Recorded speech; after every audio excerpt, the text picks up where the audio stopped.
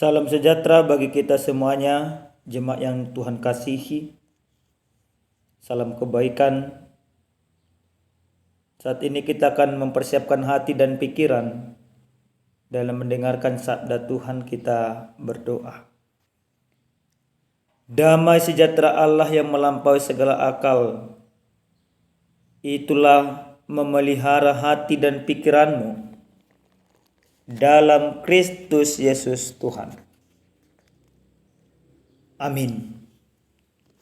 Bapak Ibu yang dikasihi oleh Tuhan kita Yesus Kristus, adapun sabda Tuhan yang menyapa kita pada saat ini tertulis dalam kitab Mazmur pasal 100 ayat pertama sampai dengan ayat yang kelima. Demikian firman Tuhan, mari kita baca secara bersama-sama. Bersorak-soraklah bagi Tuhan, hai seluruh bumi. Beribadalah kepada Tuhan dengan sukacita. Datanglah ke hadapannya dengan sorak-sorai. Ketahuilah bahwa Tuhanlah Allah. Dialah yang menjadikan kita dan punya dialah kita, umatnya dan kawanan domba gembalaannya. Masuklah melalui pintu gerbangnya dengan nyanyian syukur, ke dalam pelatarannya dengan puji-pujian. Bersyukurlah kepadanya dan pujilah namanya. Sebab Tuhan itu baik, kasih setianya untuk selama-lamanya, dan kesetiaannya tetap turun-temurun. Demikian firman Tuhan. Jemaat yang dikasihi oleh Tuhan kita Yesus Kristus, tentu kalau ditanya kita pribadi lepas pribadi, apa alasan kita untuk bersyukur kepada Tuhan? Tentu kita akan menjawab banyak alasan. Ada alasan bersyukur karena dia sehat. Ada alasan bersyukur karena dia diberkati. Dan masih banyak lagi.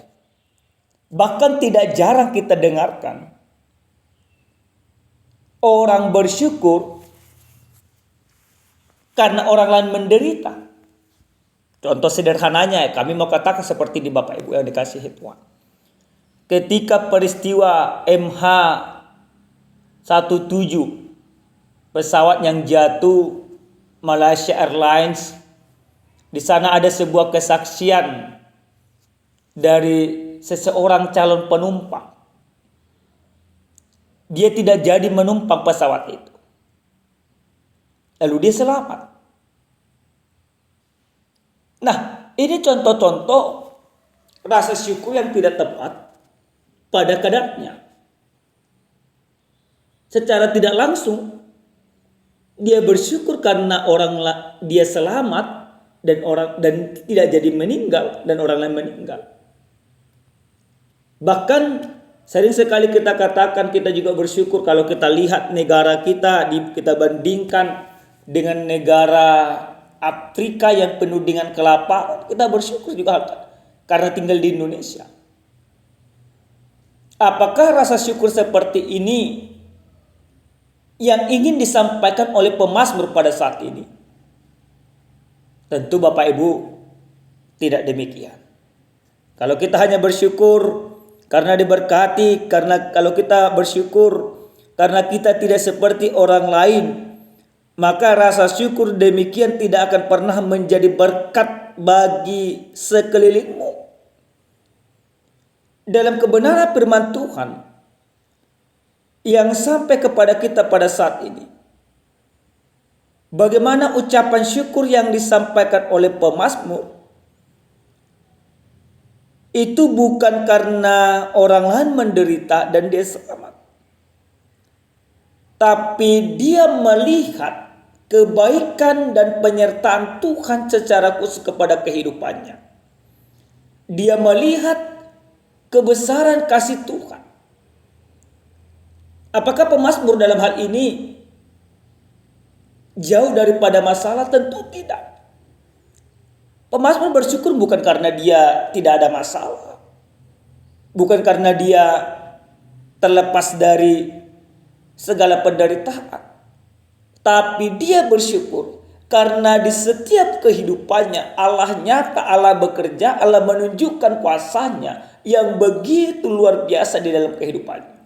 Di dalam penderitaan, di dalam sukacita, di dalam kemelut, dan di dalam sorak-sorai, dia tetap merasakan kehadiran Tuhan. Maka orang bersyukur ketika engkau merasakan kehadiran Tuhan setiap saat, baik di dalam penderitaan ataupun di dalam sukacita dalam hidupmu. Nah, jemaat yang dikasihi oleh Tuhan kita Yesus Kristus, dalam sabda Tuhan yang sampai kepada kita pada saat ini, bagaimana pujian yang disampaikan oleh pemazmur.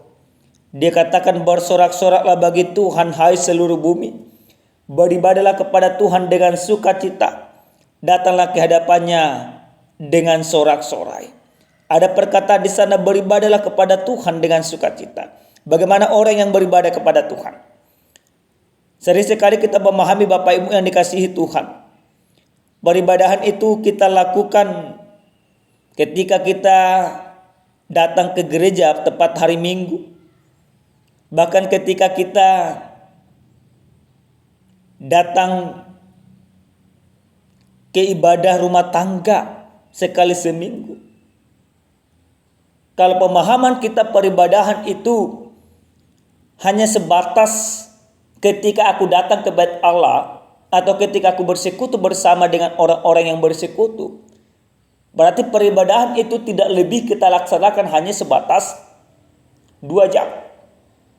Tapi apakah peribadahan yang demikian yang dimaksudkan oleh firman ini? Tentu tidak, Bapak Ibu. Tapi peribadahan, beribadah kepada Tuhan dengan sukacita, datanglah ke hadapannya dengan sorak-sorai. Artinya seluruh kehidupan kita sebenarnya harus menunjukkan peribadahan, harus tetap datang kepada Tuhan.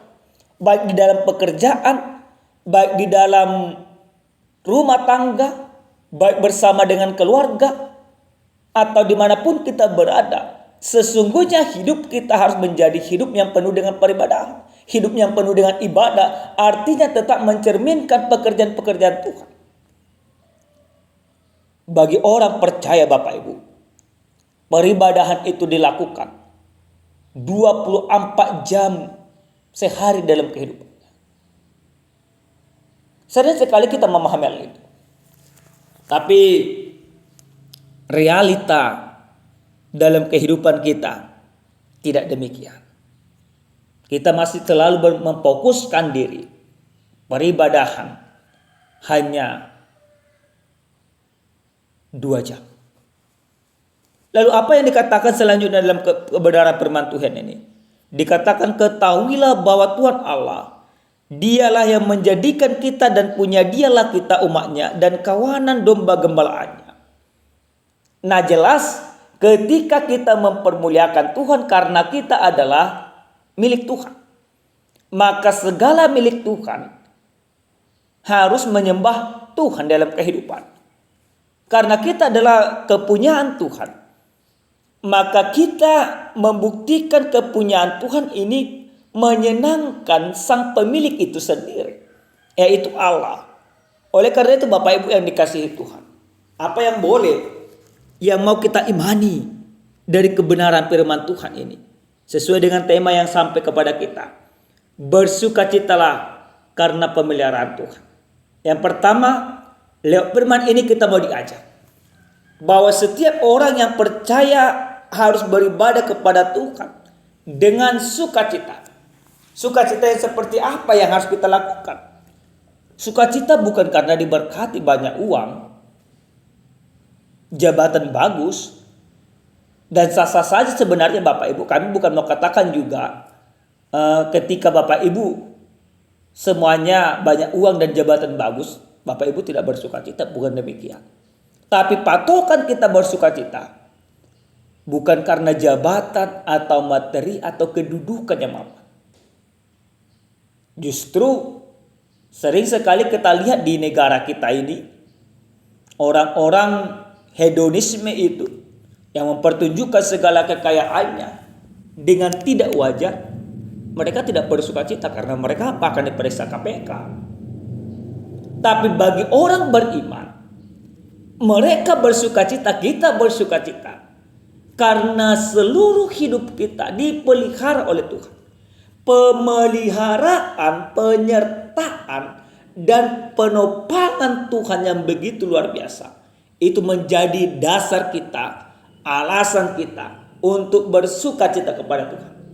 Karena apa? Karena sukacita yang kita lakukan, sukacita dalam mempermuliakan Tuhan. Bukan sukacita yang mempertunjukkan keegoan, kehebatan, dan kedudukan. Tapi sukacita karena kita tahu bahwa Allah memelihara hidup kita, bahwa Allah menyayangi kita. Yang kedua, Bapak Ibu yang dikasihi Tuhan, dari firman ini kita mau diajak supaya orang yang bersukacita masuk melalui pintu gerbangnya dengan nyanyian, ke dalam pelatarannya dengan puji-pujian. Orang yang bersukacita berarti masuk ke dalam pelataran Tuhan. Artinya mempersembahkan seluruh hidupnya kepada Tuhan. Keluargamu Bapak Ibu, persembahkan untuk Tuhan. Pekerjaanmu Bapak Ibu, persembahkan untuk Tuhan.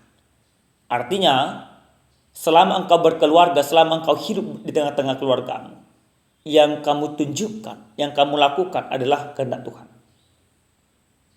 Mempermuliakan Tuhan. Selama engkau diberikan kesempatan untuk bekerja, atau selama engkau diberikan kesempatan untuk hidup, kita permuliakan Tuhan. Itulah orang yang masuk ke dalam pelataran Tuhan. Kita diizinkan masuk ke dalam pelataran Tuhan karena apa? Karena Yesus Sang Juru Selamat menjadi pintu bagi domba-dombanya.